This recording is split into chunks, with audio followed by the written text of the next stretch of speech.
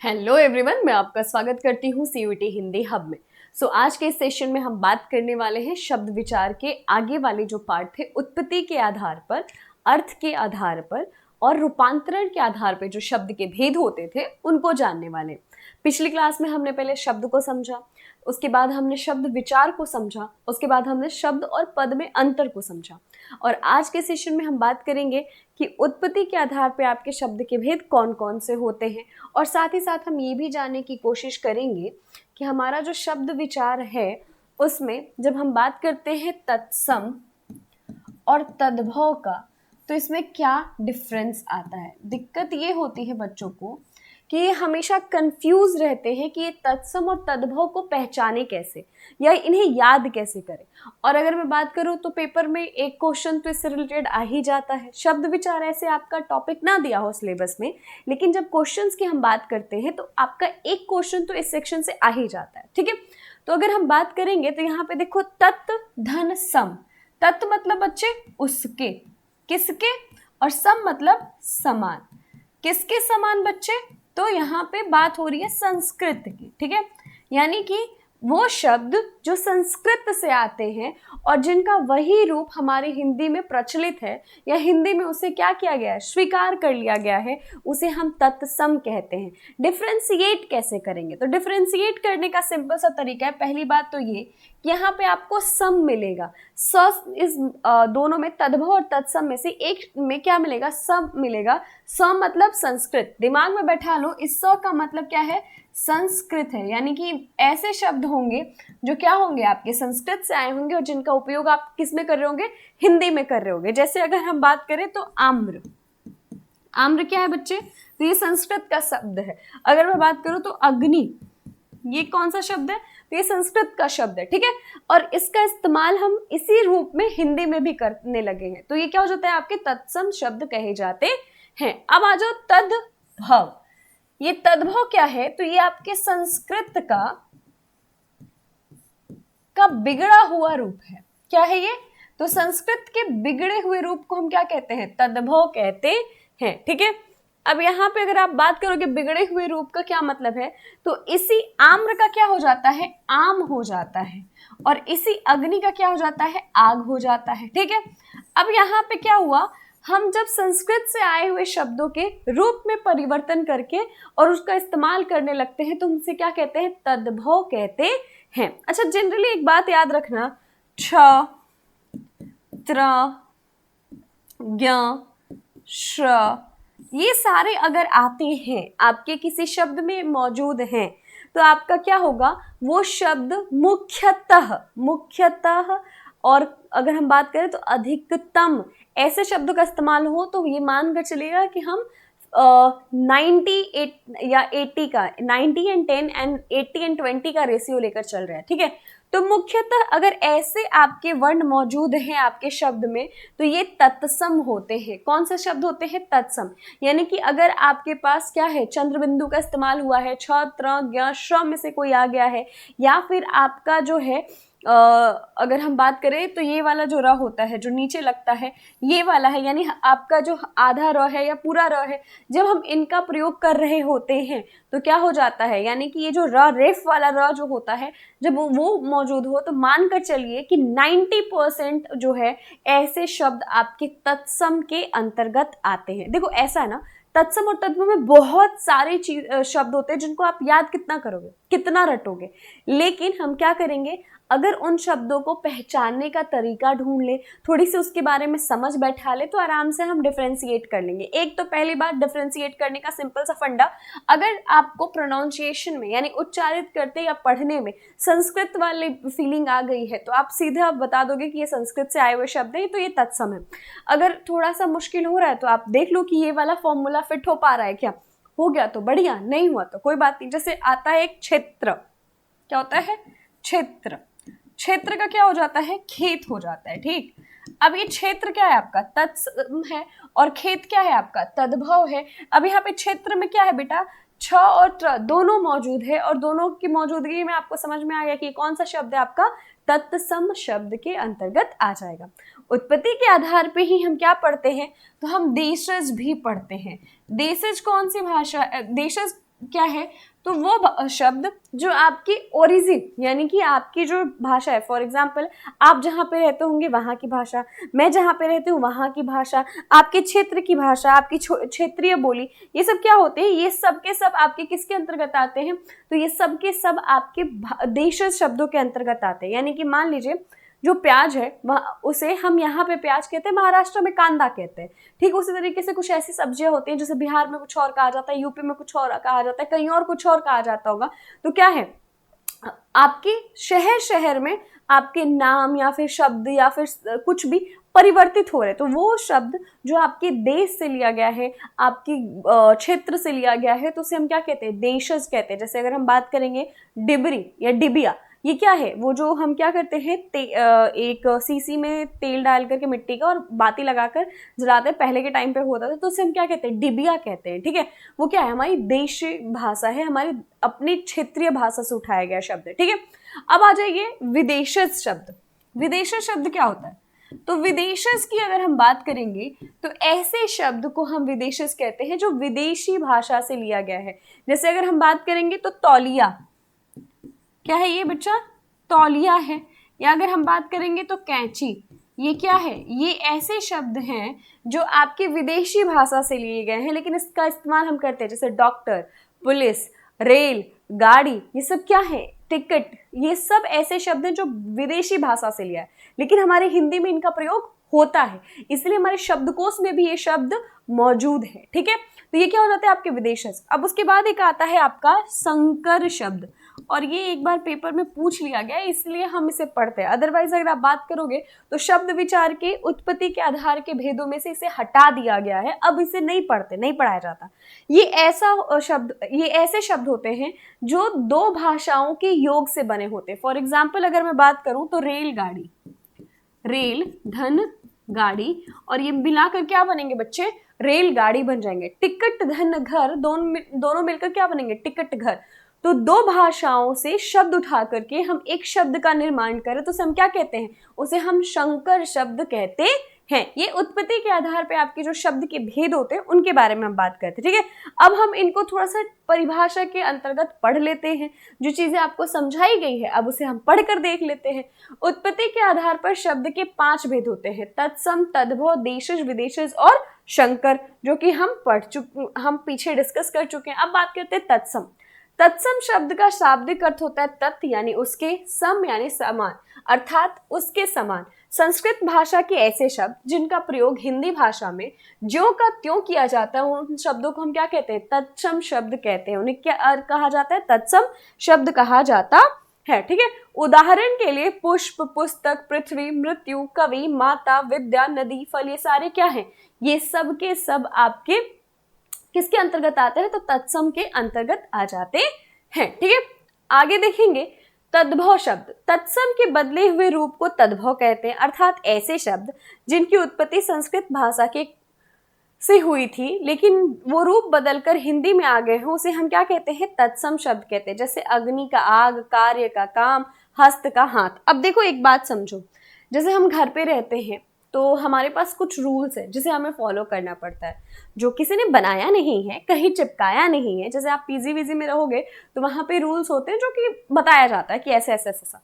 हमारे यहाँ जब हम घर पे रहते हैं तो हमारे कुछ रूल्स होते हैं जो बताए नहीं जाते, जो समझाए नहीं जाते, वो बिना कहे हुए हमारे दिमाग में। फॉर एग्जाम्पल टाइम से उठना, यानी कि आप 4 बजे सो, 5 बजे सो, इससे कोई फर्क नहीं पड़ता, 12 बजे तक नहीं सो सकते हो दिन में। ठीक है, यानी कि अगर हम बात करें तो एक घर पे माहौल है कि हमें 8 बजे तक मैक्स टू मैक्स उठ जाना है।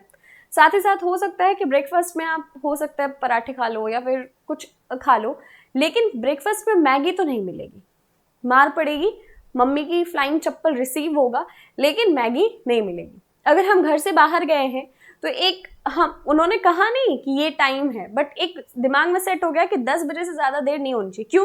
क्योंकि हम रूल्स के अंतर्गत बंधे हुए, पर वो रूल्स दिख नहीं रहे। एक क्या है, ये हम मतलब एक घर का नियम है जो हम पालन करते हैं। हम जब घर से बाहर जाते हैं, फॉर एग्जाम्पल मान लीजिए कि आप अगर घूमने कहीं गए या फिर आप कहीं और शहर में सेटल डाउन हो जाते हो, तो क्या होगा, फिर आपकी अपनी मर्जी चलेगी। आप अपनी मर्जी से सोओगे, अपनी मर्जी से उठोगे, आपका मन करेगा तो ब्रेकफास्ट में मैगी खाओगे, आपका मन करेगा तो आप बाहर घूमते रहोगे, आपका जब मन करेगा तब वापस आओगे। तो क्या हुआ, आप जब तक घर पे थे तब तक आप क्या कर रहे थे, आपके ऊपर घर का नियम पालन हो रहा था। लेकिन जैसे ही आप घर से बाहर गए तो आपका ही बिगड़ा हुआ रूप क्या होता है, वो दुनिया को दिखती है। ठीक उसी तरीके से जब तत्सम शब्दों का इस्तेमाल कर रहे होते हैं हम हिंदी में, तो हमारा क्या होता है, वो बेचारा अपने नियमों से बंधा होता है, वो अपने घर की परंपराओं से बंधा होता है। लेकिन जब हम तद्भव शब्दों तक पहुंचते हैं तो वो क्या होता है, उसी तत्सम का बिगड़ा हुआ रूप होता है, यानी उसी में परिवर्तन आ जाता है। उसे हम क्या कहेंगे, यानी कि मान लीजिए घर पे जो आप रहते हो वो है तत्सम, और आप घर से बाहर जब निकलते हो तो वो हो जाता है तद्भव। तो यहाँ पे ये डिफरेंस आपको समझ में आ गया हो, आई होप। आगे बढ़ते हैं। देश शब्द, जो शब्द देश की अलग अलग हिस्सों से हिंदी में आए हैं उन शब्दों को देश शब्द कहा जाता है। ये शब्द स्थानीय बोलियों से उत्पन्न होते हैं और उनके बाद परिस्थितियों व आवश्यकता अनुसार हिंदी में जुड़ जाते हैं तथा हिंदी का भी भाग बन जाते हैं। उन्हें हम क्या कहते हैं, देश शब्द कहते हैं। जैसे पेट, डिबिया, लोटा, पगड़ी, इडली, डोसा, समोसा, गुलाब जामुन, लड्डू, खटखटाना, झाड़ू, खिड़की, ये सब क्या है बच्चे, ये सब आपके देश शब्दों के अंतर्गत आते हैं। अब हम बात करते हैं विदेश शब्द। नाम से ही पता है, अगर आप तोड़ोगे तो ये विदेशी शब्द दिख रहा है, कहीं कहीं पे आपको विदेशज मिलता है। ठीक है, विदेश धन ज का मतलब क्या होता है, ज का मतलब तो हमने यही पढ़ा, जन्म लेने वाला। ठीक है, जन्म। ठीक, जैसे हम कहते हैं पंकज, पंक मतलब कीचड़, ज मतलब जन्म लेने वाला। ठीक है, अब यहाँ पे विदेशज, तो ये कहाँ पे जन्म लेने वाला, विदेश में जन्म लेने वाला। तो यहाँ पे का ऐसे शब्द जो भारत से बाहर के देशों की भाषाओं में है लेकिन ज्यों के त्यों बिना किसी बदलाव के हिंदी में प्रयुक्त हो गए, वो शब्द विदेशी शब्द कहलाते हैं। ये हिंदी शब्द उर्दू, फारसी, अंग्रेजी, पुर्तगाली, तुर्की, फ्रांसीसी, ग्रीस आदि भाषाओं के जो शब्द है वो कहे जाते हैं। आपके कौन से शब्द कहे जाते हैं, विदेशी शब्द। अब यहाँ पे कुछ उदाहरण है, जैसे अंग्रेजी का college, pencil, radio, television, doctor, letter box, cycle. फारसी का अनाज, चश्मा, जमींदार, दुकान, दरबार, नमक, बीमार, रुमाल, आदमी। पुर्तगाली अचार, कारतूस, गमला, चाबी, तौलिया, साबुन, कॉफी। फ्रांसीसी पुलिस, कार्टून, इंजीनियर और बिगुल। चीनी तूफान, लीची, चाय, पटाखा। यूनानी telephone, telegraph, atom and delta. जापानी रिक्शा। अरबी औलाद, अमीर, कलम, कानून, खत, फकीर, रिश्वत, औरत, कैदी, गरीब आदि। तुर्की कैंची, चाकू, तोप, बारूद, लाश, दरोगा, बहादुर। अब ये जो कैंची और तौलिया मैंने अंडरलाइन किया वो इसलिए क्योंकि 2024 से पहले जो पेपर हुआ है उन सब में बहुत सारे सेट्स आते थे, तो किसी एक सेट में ये दो, मतलब किसी एक एक सेट में, इंडिविजुअल सेट में ये दोनों आपसे पूछे गए थे कि किस भाषा के अंतर्गत आते हैं, इसीलिए इसे अंडरलाइन किया। अब आपको क्या करना है, इसे सिर्फ सरसरी निगाहों से देखना है। ऐसा नहीं है कि मतलब एकदम रटा रटा होना चाहिए, क्योंकि अगर मैं बात करूं ये 2-4 शब्द हैं, लिमिटेड हैं, बहुत सारे हैं आपके विदेशी भाषाओं के शब्द, तो हर चीज को रटना नहीं होता है, बस समझना होता है। ठीक है, तो ज्यादा परेशान होके इस चीज को याद मत करने लग जाना। अब आते हैं शंकर शब्द किसे कहते हैं। शंकर शब्द वो शब्द होते हैं जो दो मित्र भाषाओं के शब्दों से मिलकर सामाजिक शब्दों के रूप में निर्मित होते हैं। ये शब्द भी हिंदी में प्रयुक्त होते हैं, जैसे रेलगाड़ी, जैसे यहाँ पे वन वर्षा होगा, वन वर्षा। ठीक है, अब क्या हुआ, रेल गाड़ी, रेल और गाड़ी, वन वर्षा यानी वन और वर्षा, यानी दो भाषाओं के शब्दों को मिलाया जाता है और एक शब्द का निर्माण किया जाता है, तो उसे हम क्या कहते हैं, शंकर शब्द कहते हैं। किसके अंतर्गत आता है, तो शंकर शब्द के अंतर्गत आता है। ठीक है, चलिए अब आगे बढ़ते हैं।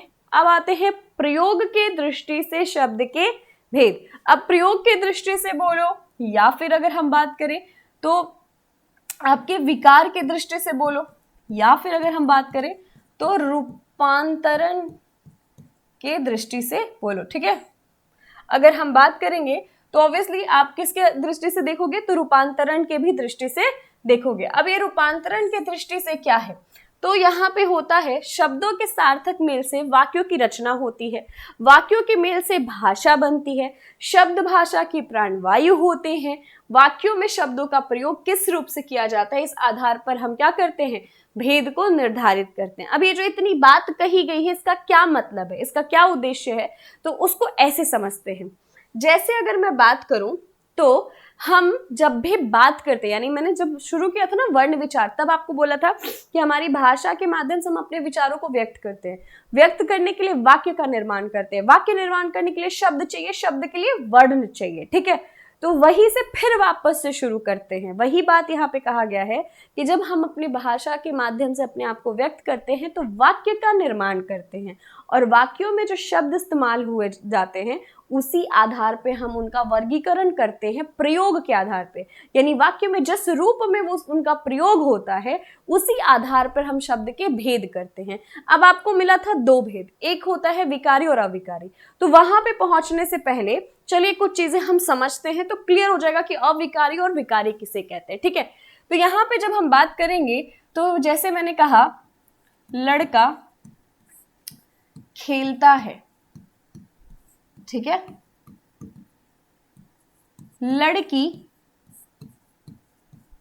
खेलती है, ठीक है, लड़का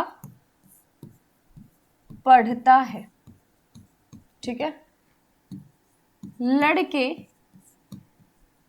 पढ़ते हैं, ठीक है, श्याम बाजार जाता है, ठीक है, और श्याम को बाजार जाने दो, ठीक है।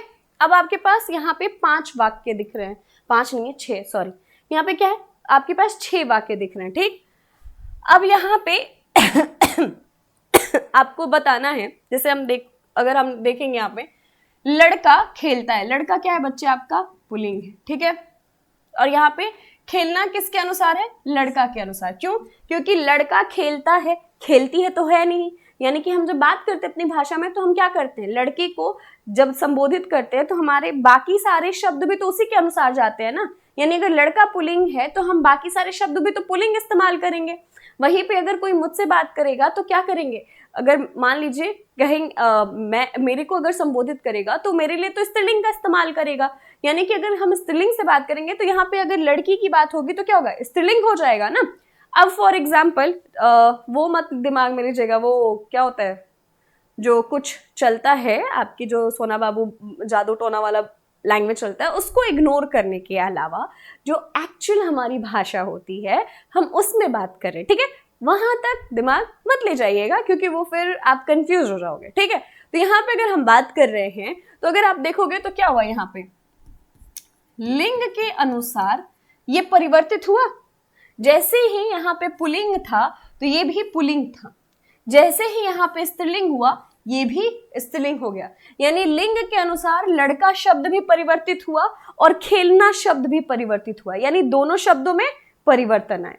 अब आ जाइए यहाँ पे लड़का पढ़ता है, ठीक है, यहाँ पे क्या है बच्चा, एक वचन है, ये क्या है, एक वचन है, ठीक है, यानी कि अगर हम बात करेंगे तो वचन के अनुसार जब हम बात करेंगे लड़का पढ़ता है तो भी आपका दोनों रूप परिवर्तित हुआ। क्यों? क्योंकि हमने कहा लड़के पढ़ते हैं तो ये लड़के होते ही आपका पढ़ना भी बदल गया, यानी यहाँ पे भी आपका लड़का जो है वो वचन के अनुसार परिवर्तित हो गया। अब आ जाओ श्याम बाजार जाता है, ठीक है, श्याम बाजार जाता है, और जैसे ही कहा श्याम को बाजार जाने दो तो क्या हो गया, यहाँ पे जैसे ही विभक्ति लगी वैसे ही बात बदल गई, यानी कि जब ये सारे शब्द क्या है बच्चे, परिवर्तनशील दिख रहे हैं, यानी ये सारे शब्द जो है आपके परिवर्तित हो जा रहे हैं। कैसे?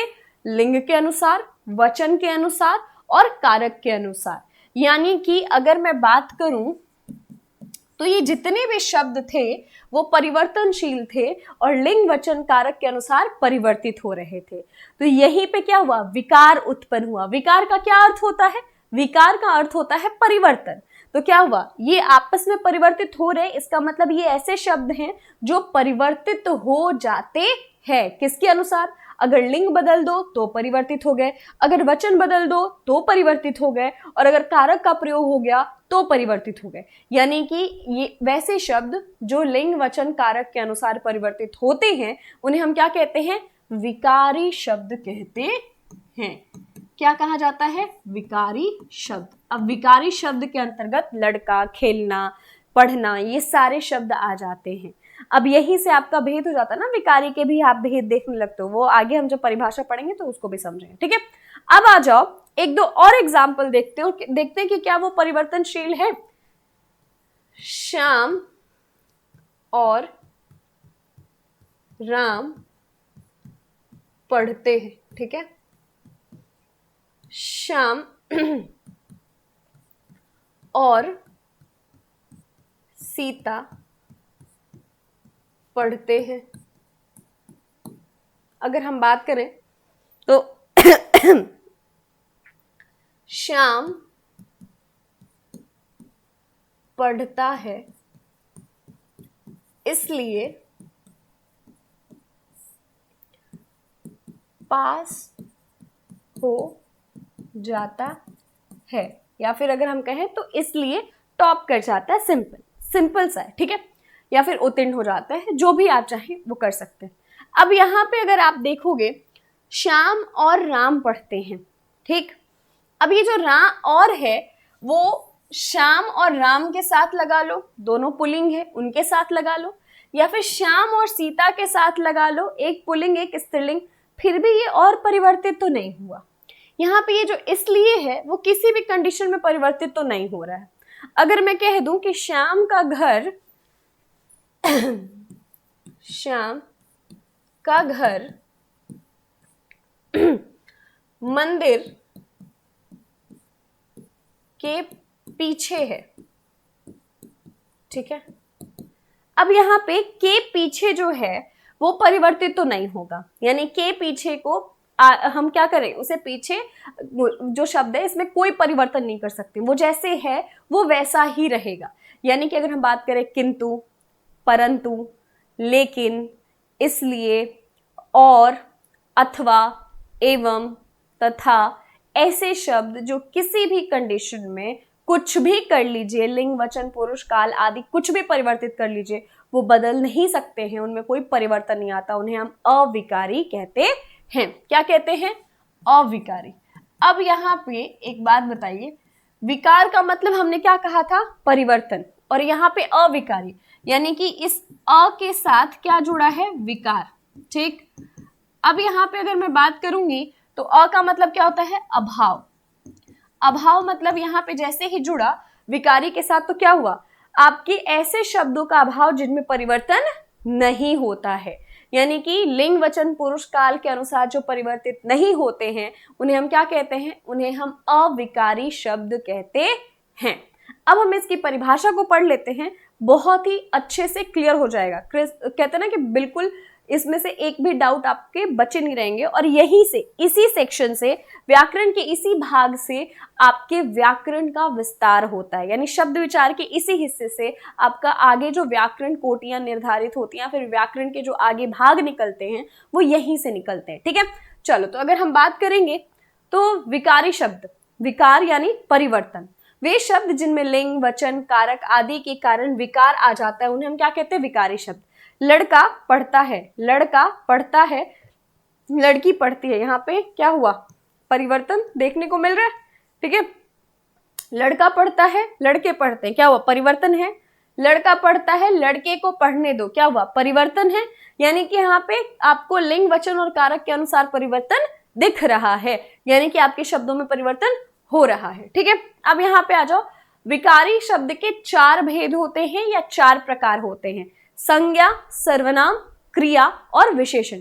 अब अगर मैं बात करूं संज्ञा में, तो जैसे हमने कहा लड़का, ठीक है, लड़की। अगर हम बात करेंगे तो लड़के, क्या हुआ? ये परिवर्तित हो रहे हैं, एक ही शब्द परिवर्तित हो रहा है, यानी कि इनके रूप में परिवर्तन हो रहा है, संज्ञा। अब आ जाओ सर्वनाम, मैं का क्या हो जाता है? हम हो जाता है, ठीक है। वह अगर हम बात करेंगे मैं, तो मैं मतलब एक इंसान, हम मतलब बहुत सारे, यानी क्या हुआ? परिवर्तन हो गया, वचन के अनुसार परिवर्तन हो जाता है, ठीक है। तुम का तुम्हारा हो जाता है, वे का हम का हमारा हो जाता है। तो अगर देखा जाए तो हर शब्द क्या है, सर्वनाम में परिवर्तनशील है, ठीक है। अब आ जाओ यहाँ पे अच्छा। अच्छा का क्या हो जाता है बच्चा, अच्छी हो सकता है, ठीक है। अच्छा का अच्छी में कन्वर्जन हो रहा है, यानी कि इसमें भी परिवर्तन हो जा रहा है। क्रिया में हम बात करेंगे तो पढ़ता, पढ़ती, यानी कि क्या हो रहा है, इनके भी शब्दों में परिवर्तन हो रहा है, यानी कि क्या है, ये परिवर्तनशील हैं, इनके रूप में परिवर्तन होता है, उन्हें हम विकारी शब्द कहते हैं। अब आ जाओ आगे बढ़ते हैं। अविकारी शब्द, अधन विकार यानी जिसमें परिवर्तन ना हो, ऐसे शब्द जिसमें लिंग वचन कारक आदि के कारण कोई परिवर्तन नहीं होता, उसे हम अविकारी शब्द कहते हैं। परंतु, तथा, यदि, धीरे धीरे, अधिक आदि, ये सारे शब्द क्या हैं आपके, अविकारी शब्द के अंतर्गत आते हैं। अब हम बात करते हैं अविकारी शब्दों के भी भेद होते हैं, क्रिया विशेषण, संबंध बोधक, समुच्चय बोधक और विस्मय आदि बोधक। जब क्रिया की विशेषता बताई जाए तो भी यहीं पे आएगा। जब आपके दो वाक्यों के मध्य में आपके क्या हो, संबंध को जोड़ा जाए, तब भी वो यहीं आएगा। आपके वाक्य में मौजूद शब्दों के मध्य संबंध जोड़ा जाए तब भी वो आपका अविकारी आएगा। और अगर शोक, हर्ष, घृणा, आश्चर्य ये सब प्रकट किया जाए तब भी वो अविकारी आएगा। यानी कि ऐसे शब्द जो किसी भी कंडीशन में बदल नहीं सकते, उन्हें हम क्या कहते हैं, अविकारी शब्द कहते हैं। और यहीं से आगे आपका बढ़ता है, हम संज्ञा पढ़ेंगे, फिर सर्वनाम पढ़ेंगे, फिर क्रिया, फिर विशेषण, लिंग वचन कारक, ये सारी चीजें हम जानेंगे, ठीक है। चलिए अब हम बात कर लेते हैं शब्द भेद में अर्थ के आधार पे आपके शब्द का भेद, ठीक है। अर्थ के आधार पे आपके शब्द का क्या भेद होता है, तो अगर हम बात करेंगे अर्थ के आधार पे आपके शब्दों के भेद की, तो हम उसे समझते हैं सार्थक और निरर्थक। यानी अगर आपके शब्दों का अर्थ निकल रहा होता है तो उसे हम क्या कहते हैं, सार्थक, और अगर आपके शब्द का अर्थ नहीं निकल रहा तो उसे हम क्या कहते हैं, निरर्थक। अब होता क्या है, जैसे कि हमारी भाषा में कुछ शब्द ऐसे प्रचलित है जो निरर्थक हैं लेकिन हमारे व्यवहार में आते हैं। फॉर एग्जाम्पल, पानी वानी ले आओ, खाना वाना खिलाओ, चाय साय पियेंगे, धोती वोती दो। अब पढ़ो, पढ़ना वढ़ना है या नहीं है, क्या हो गया, ये पढ़ना वढ़ना, धोती वोती, चाय साय, पानी वानी, अब इनका कोई मतलब नहीं है। आगे वाले शब्द का अर्थ है, वो अर्थ के साथ है, लेकिन दूसरा वाला क्या है, बस प्रचलित है आपकी भाषा में, इसलिए हम उसका इस्तेमाल कर रहे हैं। यानी ऐसे शब्द जिनका अर्थ होता है उन्हें हम सार्थक कहते हैं, और ऐसे शब्द जिनका अर्थ नहीं होता लेकिन वो हमारी भाषा में प्रचलित है, इन्हें हम क्या कहते हैं, निरर्थक कहते हैं, ठीक है। तो शब्द के भेद, अर्थ, प्रयोग, उत्पत्ति, व्युत्पत्ति की दृष्टि से शब्द के कई भेद हैं, उसका वर्णन निम्न प्रकार है। अर्थ की दृष्टि से शब्द भेद, सार्थक शब्द, निरर्थक शब्द। सार्थक शब्द जिस वर्ण समूह का स्पष्ट रूप से कोई अर्थ निकले उसे हम क्या कहते हैं, सार्थक शब्द, जैसे कलम हो गया, खटमल, रोटी, सेव। निरर्थक जिस वर्ण समूह का कोई अर्थ ना निकले उसे हम क्या कहते हैं, निरर्थक शब्द, जैसे टी, वीटा, ची, वाना, वोती, ये सारे ऐसे शब्द जिनका हम प्रयोग करते हैं दूसरे शब्द को बस क्या देने के लिए, उसका राइमिंग बनाने के लिए, काइंड ऑफ समझ लीजिए, पर उनका कोई अर्थ नहीं होता। अब ये जो सार्थक शब्द है, इसी सार्थक शब्द के क्या होते हैं, भेद होते हैं, और वो भेद आपको हमेशा क्या करते हैं, परेशान करते हैं। क्यों, क्योंकि अनेकार्थी, एकार्थी, श्रुति संभिन्नार्थक, पर्यायवाची, विलोम, अनेक शब्दों के एक शब्द, ये आपको पढ़ के बड़ा बुरा लगता है, इसे याद करके आपको बहुत बुरा लगता है, क्योंकि क्या है ना कि ये एक दो शब्द है नहीं, लिमिटेड नहीं है जिन्हें हम कहेंगे कि अरे हम तो कर लेंगे, ये डिफिनेशन नहीं है। ये ऐसे शब्द होते हैं जिनको हमें पढ़ना पड़ता है, हर दिन थोड़ा थोड़ा करके याद करना पड़ता है, तब जा करके ये याद होता है। एंड में ये इसलिए कह सकती हूँ कि मैं बाकी मतलब ऐसे नहीं बोलूँगी कि अरे नहीं नहीं हम तो तुर्रम खां थे, हमने तो कभी स्ट्रेस ही नहीं हुआ, हम तो पर्यायवाची देख के ऐसे खुश हो जाते थे जैसे कि हमें वो गर्मी की छुट्टियों में आम के बगीचे में छोड़ दिया गया। ऐसा कुछ नहीं है।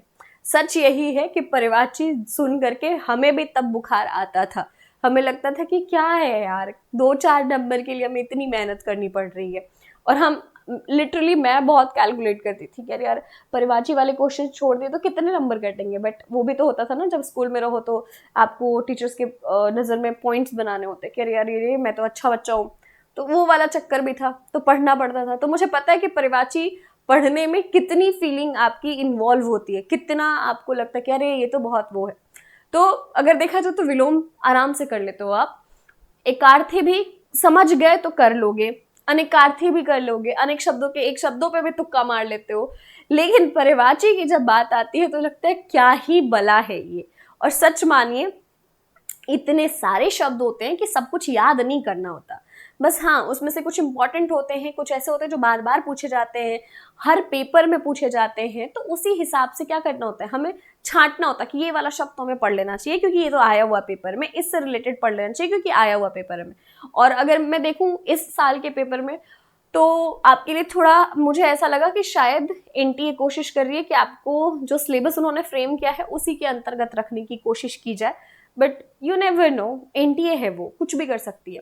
तो ये जो आपका अर्थ सार्थक शब्द है वो यहीं से, आपके वो जो सेक्शंस आते हैं जहाँ पे आपको बुखार आती है वो यहीं से निकल के आते हैं। बट डोंट वरी, हम थोड़ा थोड़ा थोड़ा करके पढ़ते जाएंगे, क्वेश्चंस लगाते जाएंगे, ताकि आपको एक ही साथ पहाड़ ना लगे और बुरा ना लगे कि कहाँ क्या कर रहे हैं। ठीक है, तो अगर हम बात करेंगे तो आज का जो सेशन था उसमें हमने शब्द विचार के सारे भेद को समझा, जाना, शब्द को समझा, शब्द और पद में डिफरेंस को जाना।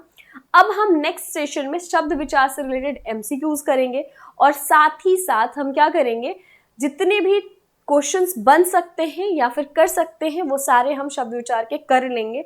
और अगर कोई डाउट हुआ तो हम वो भी क्लियर कर लेंगे।